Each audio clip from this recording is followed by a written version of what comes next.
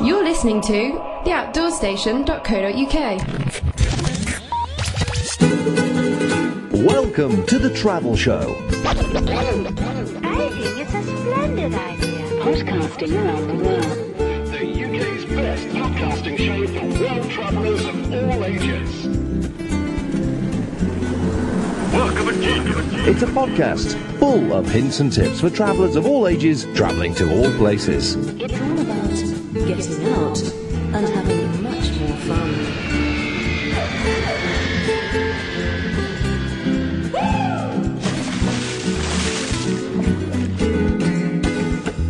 In this programme we chat to Beth Cartwright, who picked South America as her chosen destination in 2006. We find out how her placement went through the gap year company she used, and also what happened when she headed off to explore the region herself with friends she made while she was there. But first I asked her why she chose to do a gap year instead of going straight into university. Mainly I had got to the point where I was completely sick of school. After 3 years of doing constant exams, just got to the point where I really wasn't looking forward to doing another 3 years of exams and whatnot, and just wanted to travel, sort of encouraged to travel from a young age, so it seemed like the perfect opportunity. So you chose a gap year company to go through. Tell me about the decision-making process to find the company and where you actually chose to go. Well, largely it was to do with money, to be honest, how much I could realistically earn to travel with, and because obviously I wanted to travel afterwards the placement, and so an expensive placement would mean not a lot of travel. To actually work out which company I went to, it was just a lot of time spent on the web mainly. Not a lot of I didn't know a lot of people that had done gap years before, so I couldn't ask them for their advice, apart from my sister, but she didn't really recommend the company she went with. So worked out to go through Pod mainly because it was quite a good deal. It was 3 months, and for the money I spent, you got a lot of trips included, and it was quite nice because it's a small company that you probably got more value for money.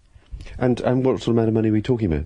Well, the actual placement was just under £2,000. It was, I think, 1,700-ish. But with that, you got 3 months accommodation. You got trips. We had whitewater rafting. We went to Machu Picchu, and we also did a 5-day trek to an Inca ruin called Titicaca. And so yeah, it was really good value for money. Okay, so and obviously Peru was where you decided to go. Yeah, I mean. Did you? I mean, was there anywhere else that sort of took your fancy as places to go to?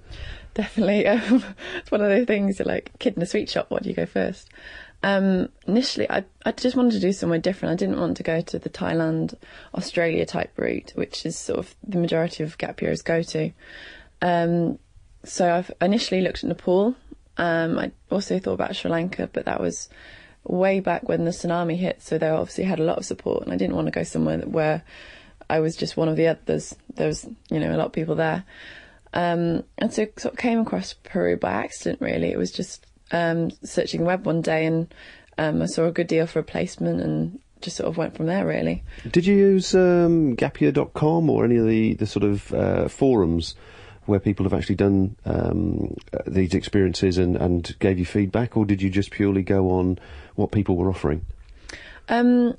I did a lot on gapyear.com, and when I decided that I wanted to do Peru, then I went on their forums there and actually met a guy that I'm still in touch with called Matt, and he was basically asking the same sorts of questions. So we were both still deciding about which company we wanted to go with. So then just emailed each other when we found good deals and good ideas of things to do. And I actually met up with him whilst I was in Cusco, and we're still in touch now. Excellent. So we'll come on to the trip in a moment and the actual details. Am I right in thinking that not many of your circle of school friends either took a gap year or decided to do this type of travelling? Well, actually, it was bizarre. Out of my year group, probably the majority of the people that took a gap year were actually my circle of friends. Don't know how that quite worked out. But none of my friends bar me, actually did this type of travelling where they did a placement and then went on. Everyone else did a small amount of travelling, or So they chose to go independently and do their own thing. well, a bit, yeah. It's sort of one of my friends went around America, and they did like the Greyhound buses across America. Another one went to Australia through a charity organisation, and then off her went travelling by herself with another friend. But that was it mainly. Other people that had gap years did a year in industry or were doing a foundation year for art. Oh, good. Well, so it's an active group of friends, obviously. Okay, so let's actually look at the trip itself. So paint some pictures for us. What time of year and when did you go and when did you get back? What was the length of time you were away? Well, I left in January 2006. I spent 3 months in Peru and then travelled for about 6 weeks afterwards. We went to Bolivia and Argentina, and I came back right at the end of May, so I was back in England for June. Okay. Well, let's look at the actual placement first of all. You went with Pod. You obviously flew out on your own, or did you meet up with people at the airport? And then, just tell us, introduce us to what it was like actually going with them and arriving and getting the placement and starting the ball rolling. How did it all feel? Well, it was quite nice actually. Pod organised a weekend where everyone got together in the UK. In the UK, yeah, in Cheltenham. Which is where Pod's based, and so we got to know people there. And obviously, when more and more people joined the company, then we were sent their emails, so we were in touch via email. So we got the plane together with 3 other people, which was Joe, Cara, and Amy. So it was 35 hours, I think, travelling altogether. So we got to know each other quite well. God, it's a long trip, isn't it? It was 3 flights and a lot of delays and waiting, but good fun. So you arrived, and what was it like when you arrived? Very basic, or exciting, panic, nervous? Well, the last flight was great because it was actually right in the morning, so we got a nice view over the Andes as we flew because when we flew down to Lima, it's very, very desert. So we got to see a complete change in scenery, and by the time we got to Cusco, it was just completely green, nice undulating hills and mountains, and when we landed, it was to the sounds of panpipes, which you do hear a lot when you walk around Cusco. And we got there, and obviously you get the normal taxi drivers trying to get your attention and trying to get... and we weren't actually met at the time. Mike was running a little bit late, so we weren't quite sure what we had to do, so we just stood outside trying to avoid all the taxi drivers, and it was a little bit chaotic after that much travelling, but it was good.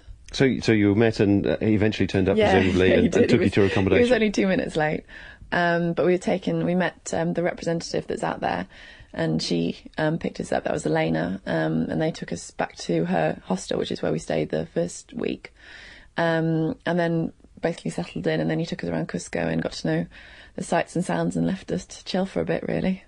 Excellent. Okay, and just very briefly, the accommodation. What sort of quality was it? Standard through the whole placement? Well, we started off at Castellana, which was great, and then we moved into our apartment. There was 11 of us in our group. Mike had found a place that used to be a hostel, so we managed to live together. That's 11 people under one house, which was definitely interesting. Yeah. And so what, you were cooking for yourself and that sort of thing? Yeah, we were cooking for ourselves, and we had a lot of visitors in the form of mice, which especially one of the girls hated, when the boys, as you do, decided to be a bit Blue Peter and made a mouse trap, which actually worked. I was really surprised, with a bucket and a piece of plank of wood and a lot of cream cheese. And then they made a mouse house out of some cardboard, and, as you do. But I mean, so the actual accommodation itself then, was it fairly basic by normal Western standards? I mean, the apartment sounds very grand, but it's obviously not a 5-star apartment. No, it's not 5-star particularly. I mean, it was basic. It was very bright and colourful. We had a nice courtyard we could all sit around, but I mean, there was times when it rained, and me and Jo, the girl that I shared the room with, we were woken up in the middle of the night from the rain because it was dripping on us, and we had to move the beds around and get a bucket out, and So clean, tidy, Yeah. safe, but not necessarily 100% dry. Not complete amenities, but, you know, Okay. a lot of fun. Well, let's actually go on to the actual placement now, because I know you had a few problems with that. What was the intention, or were you thinking you were going, and where did you actually end up? Well, I started off at working at a boys' orphanage teaching English. Well, that was the theory anyway. Unfortunately, we'd been sort of double booked by the nuns that ran the orphanage. So there was another gap year company turned up, and they had no idea we were coming, and we had no idea they were coming. So effectively, we were unemployed for about 2 weeks whilst we sort of figured out what we were going to do next. But it was a nice gap because we did have opportunity to travel around Peru at the same time, so it wasn't completely bad. We ended up working in a babies' orphanage in Cusco in the outskirts, which retrospectively I'm really glad it worked out that way, because I had probably more of a interesting time doing that sort of work, 'cause it's something that I would not necessarily think about doing in the UK. So did you feel you made a big difference there, or you definitely were helping as opposed to they were just tolerating you? Yeah, I definitely felt like they were helping. I mean, the nurses we worked with, they were lovely. They were so friendly and really encouraged you to help out, and especially with your Spanish, if you tried, they would try.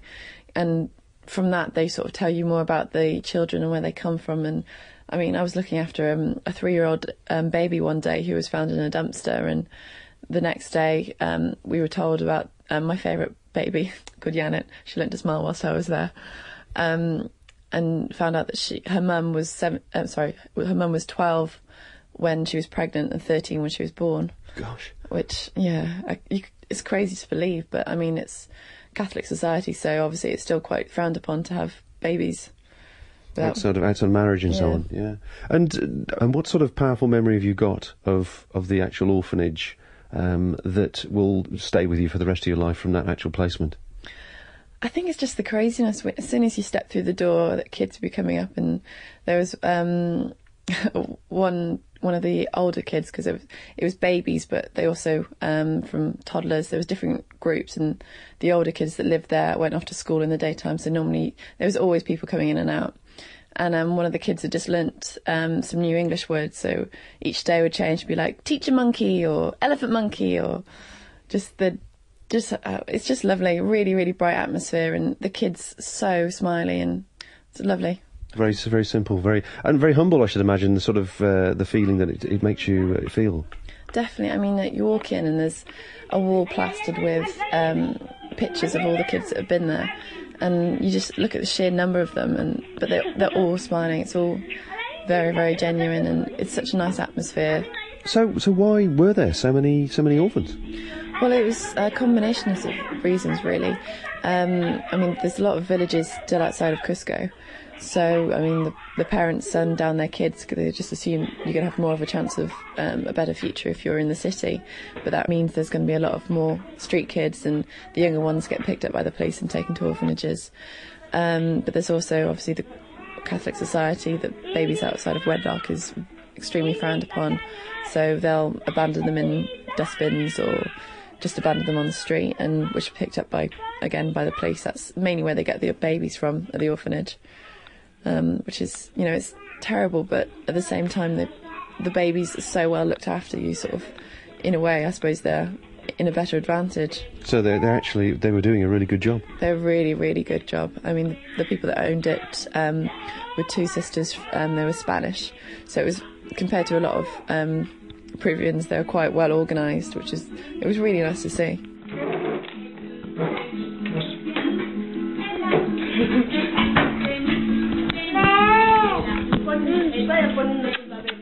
So during your time you were there for the 3 months, obviously doing some contributing to the orphanage, there must have been the social scene as well with the apartment, especially with a house full of, or an apartment full of Europeans.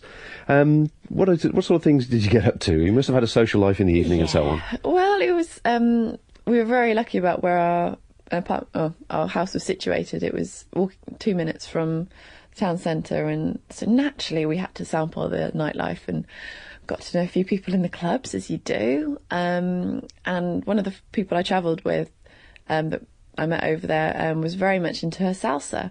So sort of went to a few nights with her and just ended up getting hooked on learning salsa, which is so much fun. And so when you went to these clubs, were you dancing with Peruvians? Peruvians, yeah. So were you dancing with Peruvians or Europeans or what? Peruvians. I mean, once we sort of got onto there's like a salsa scene, and we found the clubs where the locals go, and sort of met a group of people that we met up with a lot, and it was like you had someone to dance with, and most people were quite happy to dance with you, especially being sort of Europeans. It's sort of novelty value type dancing.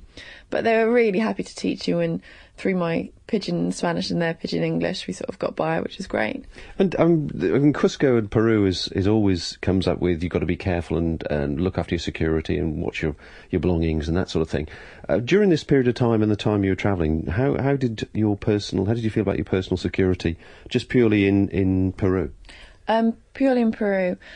I mean, as long as you look after yourself, look out for telltale signs, you know. I mean, I travelled to Arequipa with a friend whilst I was in Peru, and I mean, there was one incident that we got followed. It was only for, I don't know, 2 minutes or something, but we were definitely being followed, so we just headed to a place where there was lots of people and actually confronted the person because they were right behind us and they sort of just thought we were someone else. Basically, it was as simple as that, but definitely put the wind up both of us and made us a lot more conscious. So you kept your eyes open. What about the drink situation? I mean, presumably you've got to make sure you don't get yourself, don't drink too much and lose awareness of where you are and what's around you? Yeah, but I'm sure that's the same. I mean, that's the same wherever you go. If you're out clubbing in England, it's exactly the same. I suppose you want to look after your drink as much as you would do in England with the whole drugging situation and things. But I didn't really find that an issue as such. It was more the drug aspect that you probably need to be more aware of, especially in South America. So yeah, let's go on to that. Were you aware of much of a drugs culture? Definitely, because it's South America, so obviously there's quite a large coke trade. I mean, it was simple enough that we'd be out and dancing in a club with the girls that I live with, and one of the girls was approached and a guy whispered in his ear as we were dancing, and she waved him off, and I asked her afterwards what he actually said, and she was like, "Oh, he just asked me if I wanted coke." I mean, it's that simple. And I met people that actually were set up by their dealer. They were sold drugs in a club, and a guy had watched them take the drugs, and so was effectively the mark for the police. So when they went outside, the police picked up who was ever with that mark, and ended up they had to fork out, I think it was 500 sol, so it was about £250, to stop the police stop it from going any further. But I think so. That was a bribe, basically. Yeah, a bribe to stop it happening. And I mean, I heard the other people that I've met, stupid things have happened from being high. One guy fell 15 feet through a glass roof and broke his arm, which meant he couldn't go travelling afterwards. So obviously it does really affect. You need to think carefully about whether you go in for that when you're abroad. I mean, there's so many other things you could do with your time and money. I just think there's better things to do, really. Yeah, good, it's nice to hear that. Okay, so you've been there for 3 months now, and I guess from what you were saying and the pictures I've seen and the conversation we've had, you were really happy with the placement, and Pod were very supportive. Yeah, it was really, really good. I'm glad that I went with a smaller company, because you did get a much personalised trip. Moving on now to the fact you then went travelling, and presumably when you left the UK you didn't have any set plans of who you were going to travel with and so on. How did you decide who to travel with, and how did it all come about to move further south? Well, it was mainly who actually wanted to travel out of the group. I mean, we had swapped emails, and when we met up we sort of said a rough idea about who wanted to travel and where we wanted to go, and we sort of did a few trips whilst we were in Peru at weekends, and I went to see the sites in Peru whilst I was there. So effectively we were travelling whilst we were in Peru, which is quite nice because you sort of build up your confidence to it, because we felt like we knew Peru quite well, and you just feel more comfortable and more confident, really. And then by the time we got to Bolivia, there was a group of 5 of us, which was quite a nice group to start off with. And this was all girls, presumably? Yeah, all girls. And I mean, our first bus journey away from Cusco, we had to actually fight our way onto the bus, but luckily we had a Geordie with us, so that was no problem whatsoever. It's because one of the other buses was cancelled, so there was literally only a few spaces, so Sophie pushed her way to the front and we were on the bus. It was great. So there's none of this English reserve stand back. It's hands on and fight your way in, is it? Definitely. She was elbows and everything. So you obviously felt comfortable travelling with your companions, and I guess it was you felt safe because you built that confidence up as well. You went where else did you go down to? Well, we started off left Peru, went to Bolivia. So we went to the capital, La Paz, and that's where I did the Death Road, which is supposedly the world's most dangerous road. So you did Death Road. So what's Death Road? It's a 63k bike ride, and you start off from just outside La Paz, downhill, very vertical, and it's sheer drops all the way. There's only enough space on the road for one-way traffic, and there's two-way traffic, and you're on the bike. But it was really safe, really good fun, and very dusty day, to be honest. And I presume you went with a respectable company to do that with? Yeah, I mean, I forked out more than a lot of the other companies were asking because I wanted to go with a better company that had the better brakes, the better, safety gear, helmets, and so on. You hear things from other travellers. I just want to keep things safe because I'd rather spend an extra $20 and not die, really. yeah. So you're picking information up as you go along from other travellers. Yeah, that's the best way, I think. Excellent. And then where else did you go? And then after we did La Paz, we went to a uni and did the Salt Flat tour. I've seen the pictures of that. That looks absolutely amazing. It's just sort of a reflected. It looks like glass. It's amazing. If anyone goes to South America, that's the one thing I would recommend to anyone. I mean, Machu Picchu and everything is stunning, but this is just incredible. We did a 3-day jeep tour, and each day the scenery just changed tremendously. The first day it looks like snow, but it's actually sheets of salt and sheer blue skies. And at the end of the first day, the water was over the salt, and it actually perfectly reflected the sky. It was just incredible. It looks like a mirror. I know. And then the next day felt like you should be in a western. It was desert and the bubbling rock from all the lava, so it was all misshapen, contorted rocks. And then the last day we were up, it was almost 6,000 metres, and it was snow, and I couldn't believe we woke up at 5 a.m. and it was snowing. It was just incredible, and we sat. The picture I think you're referring to is outside Lake Lagoon Verde, and it's just like glass, as you said. Incredible. It looks magnificent. And you said you went down to Argentina. Presumably you're keeping your salsa up as you're doing all this. Yeah, we in Argentina we just stuck to the north, really. I spent a lot of time in a place called Salta, just sort of recovering after travelling. We did quite a lot to get through Bolivia, and then went to Iguazu Falls, which is straddles the Brazil and Argentinian border, and then down to Buenos Aires, where we, of course, go to a salsa club. You've got to keep it up, haven't you? But Buenos Aires is just stunning. It's like a European city, but with South American prices, really. And it's El Cabris, which I was really missing by the time I got to Argentina. Yes, you've gone really too far away from your chocolate. No. I've seen some other pictures as well where you were sandboarding and whitewater rafting and jungle and so on. Was that always you doing the travelling? Yeah, it's sort of as you go along. I mean, I did the sandboarding when I was in Peru. This is on one of the trips, and we went to the Nascar lines, and above the Nascar lines you've got a place called Ica, and around Ica you've got a lot of sand dunes. The actual place I went to is Huacachina, and it's just incredible. It's so much fun. I'd recommend it to anyone, even if you haven't done boarding before. And what else? So is it like a big steep drop off a big sand dune? Is it basically it? Yeah, pretty much. I mean, we did sand dune in Nascar, which no one actually told us it was the highest dune in the world, which is called Serra Blanca. So we trekked from at 5 a.m. for 3 hours carrying a sandboard, which in retrospect seemed a bit stupid, really. I don't know why we did it, but we got to the top, and we actually sandboarded for an hour downhill. And this is not going slowly.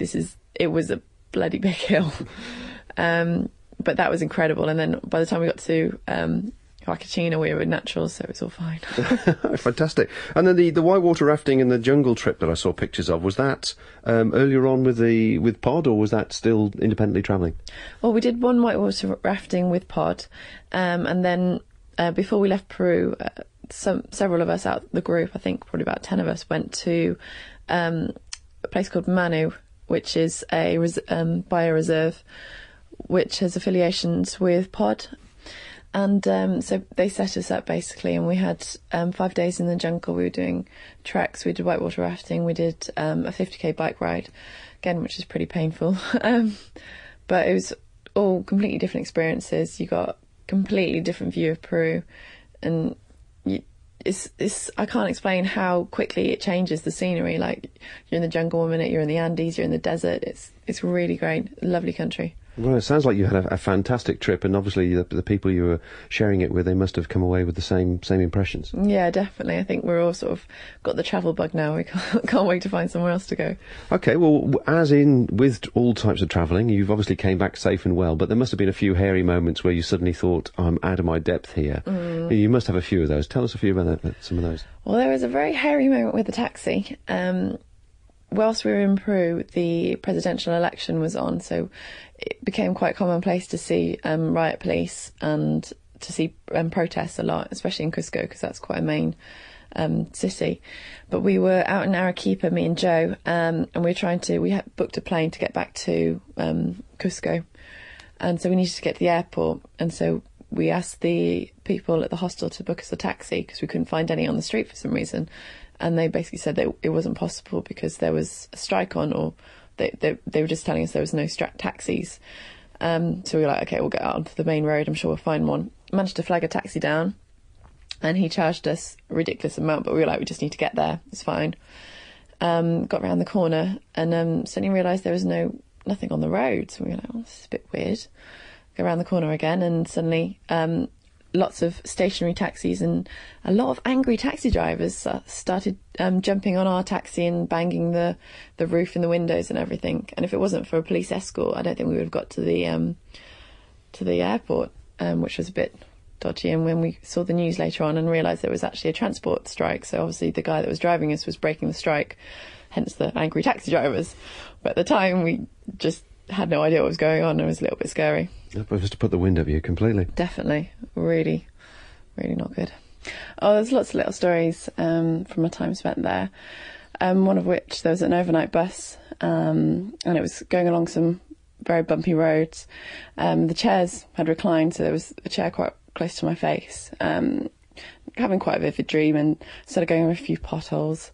And so obviously the bus started shaking. And in my dream, a man was trying to wake me up and shaking me, and was a bit scary at the time, so obviously I let out a scream, forgetting that I was actually on a bus full of strangers.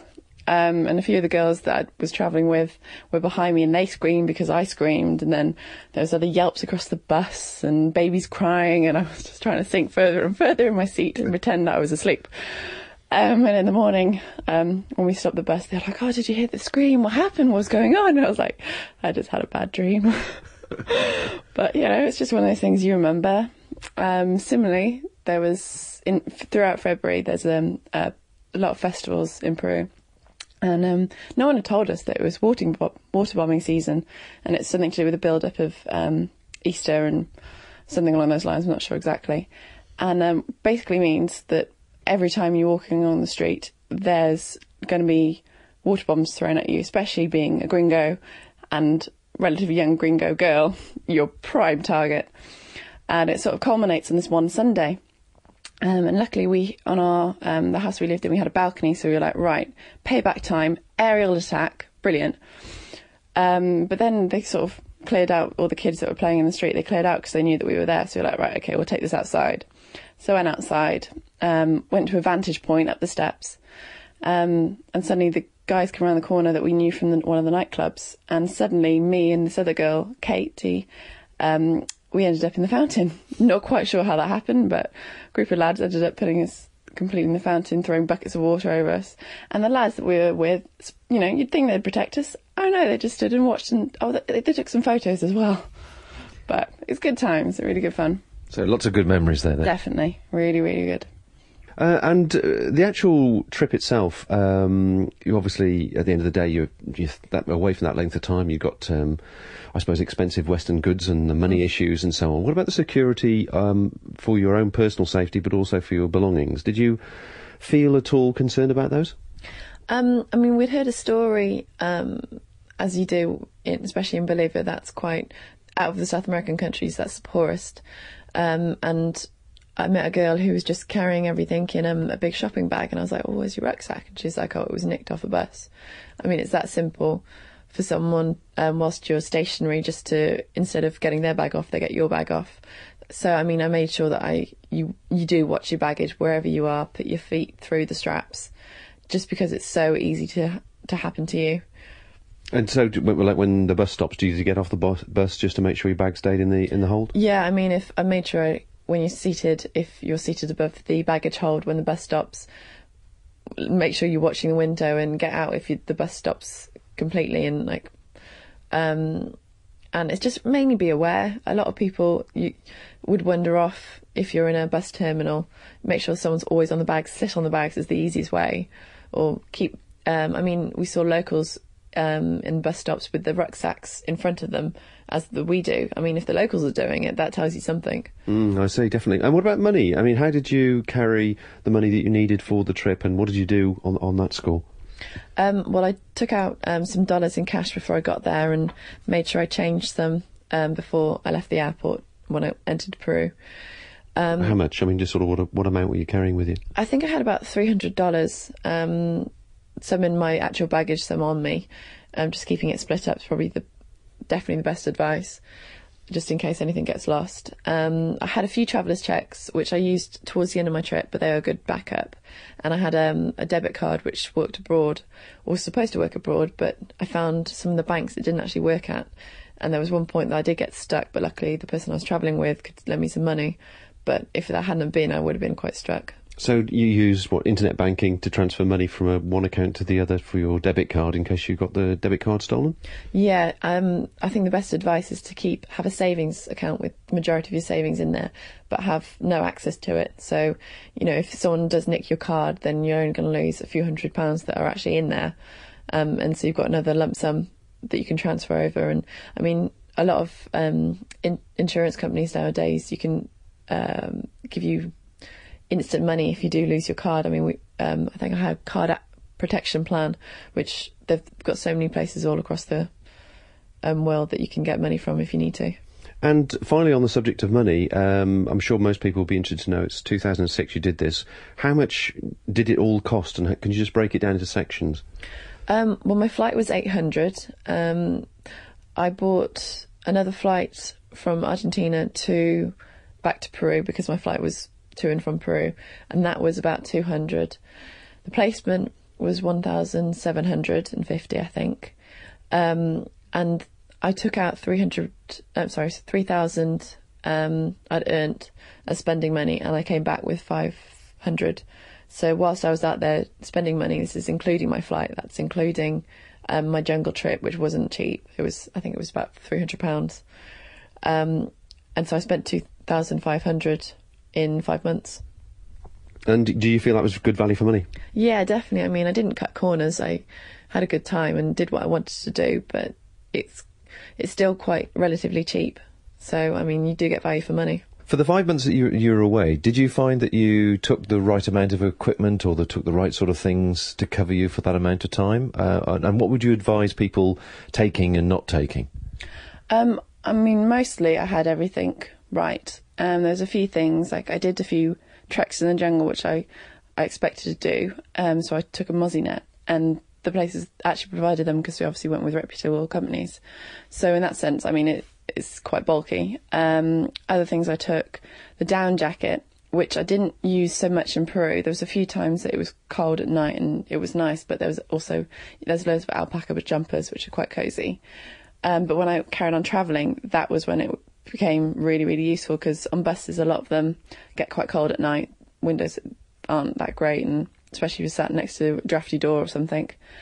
And also in Bolivia, really, really useful there, because as we were going further south, obviously it was the time of year, it was getting into their winter, so it was a lot colder. Down sleeping bag, very useful, compact, but I only used it a few times when I was doing treks, but then again I was brilliantly warm on tech treks, so I mean it was useful, but it depends if you want to give up that space for potential shopping, really. I had a 200 jacket, that was really good, nice and lightweight and compact. And the thing with all It's these a waterproof things, jacket. that's a waterproof jacket, So yeah. did you need it much? Yeah, you did. There was downpours, but there was nothing too torrential that wouldn't withstand. And the thing you need to consider is if you do lose it, or if you think, oh, I'll just buy one out there. You can buy waterproofs and stuff, but they're nowhere near as good or as compact. So again, you're losing out on space in your rucksack. And the rucksack itself is quite important because obviously you want enough space to go out there with enough space that you can put things in it. And postage, it's a nightmare. I mean, I thought if I, do a lot of shopping in Peru, I can always send them back. But postcards cost £1 just to send one. I mean, it was ridiculous. A few of my friends sent boxes back, and that cost them £50 over the top. And it wasn't guaranteed to get there because it's not exactly the most. So you were fairly lucky then, presumably, that you took the right sort of amount of stuff that you still had space in your bag when you left here. Yeah. And you didn't have to send things back. So the things you didn't need, I presume you just gave away or whatever. Yeah, I had a bit of a clear out before I left Cusco, and all the clothes that I'd bought or had completely fallen apart, I just threw basically, and left it in certain places, or I gave it to the rep who gave it to the orphanages. We worked there. And I mean, you do trade things as you go along. Okay, and what about essential items, things that day-to-day items which you take for granted, perhaps you might be able to pick up there? Did you have any problems getting basics? Got to got to Bolivia and had a female issue, so needed to go and find some tampons, and didn't really put into consideration that not everywhere has tampons or even sanitary towels. I had to really search one night, and luckily a few of my friends sort of kept me going until I found somewhere. But yeah, you need to really consider where you're going, and if you're due to come on, then you need to stockpile.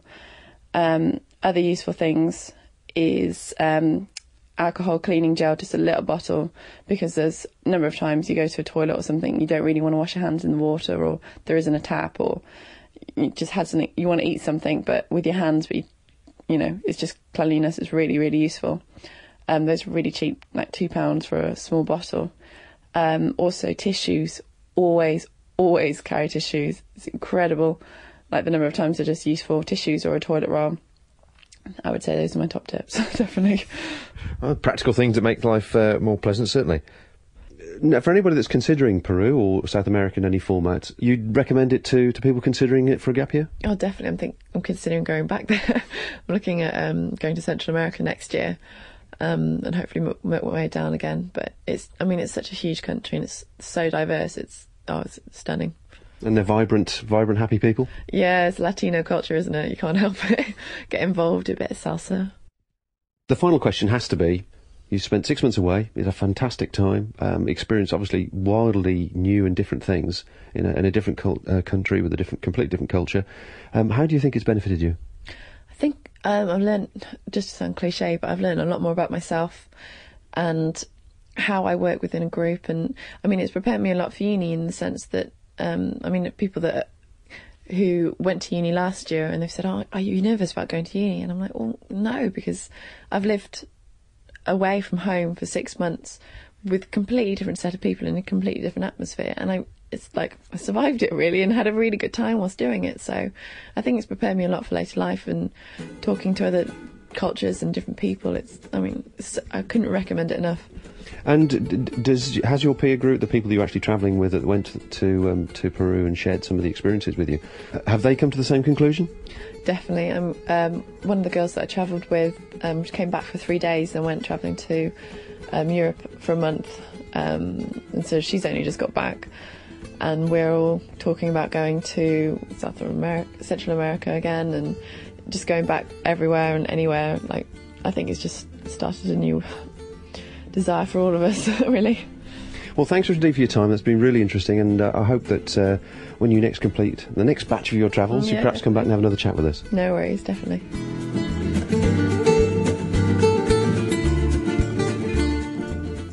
My thanks to Beth for sharing her trip experience, and I'm sure we'll be hearing more from her again in the not-too-distant future.